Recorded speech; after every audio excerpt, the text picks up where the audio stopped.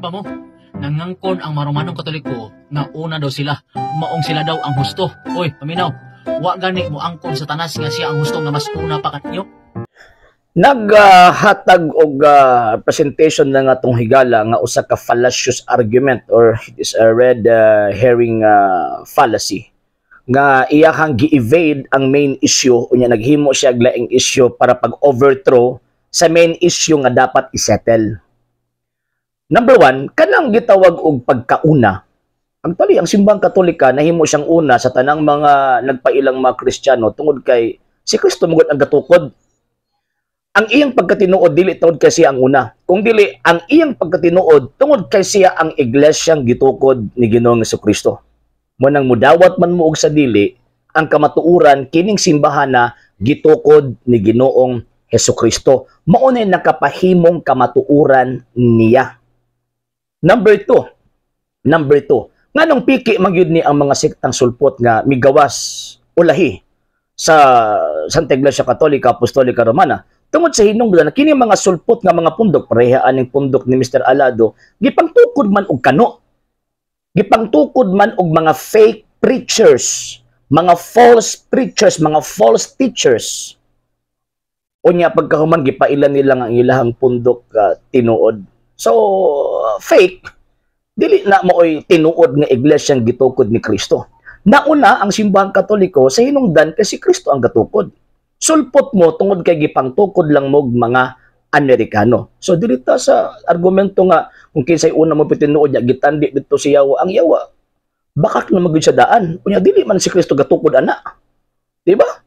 Bisan pag nahimong una ang Yawa sa existensya in terms of existence, pero ang gisgutan din ni ang pagkamatuod nga iglesia. Ngano ang Yawa nagpaila ba o gitudlo ba ninyo nga ang Yawa matuod pod nga iglesia kay para itandi ang maong issue dito sa pagka-iglesia sa Santa Iglesia Katolika Apostolika Romana nga gitukod ni Ginoong Jesucristo. Kana nga klase nga argumento niyabag na. Niyabag na. So again, evading the issue na. Again, it is a red herring fallacy. Ang issue, ang main issue about the foundation of the church. Dili ang pinakaunang eksistensya. Kung mingon ka nga tawag ang pinakaunang eksistensya, anong ang Yawa magud ang imuhang example? Anong paborito magig ninyo ng Yawa example? Anong wala dili man mo example ang Ginoong Dios? Di ba? Mas una ba ang Ginoong Dios kung imong tandi sa demonyo?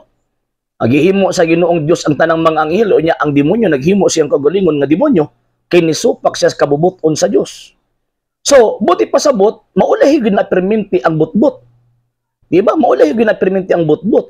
Unya kung itandi pud nato ang relasyon sa Dios ug sa Santa Iglesia Katolika Apostolika Romana, according to Saint Paul, si Kristo ang ulo, ang simbahan mo iyang lawas. So therefore, sa wala pang kabuhatan sa tibuok kalibutan, katuyuan na sa Dios daan nga mag-create og iyang kaugalingong iglesia.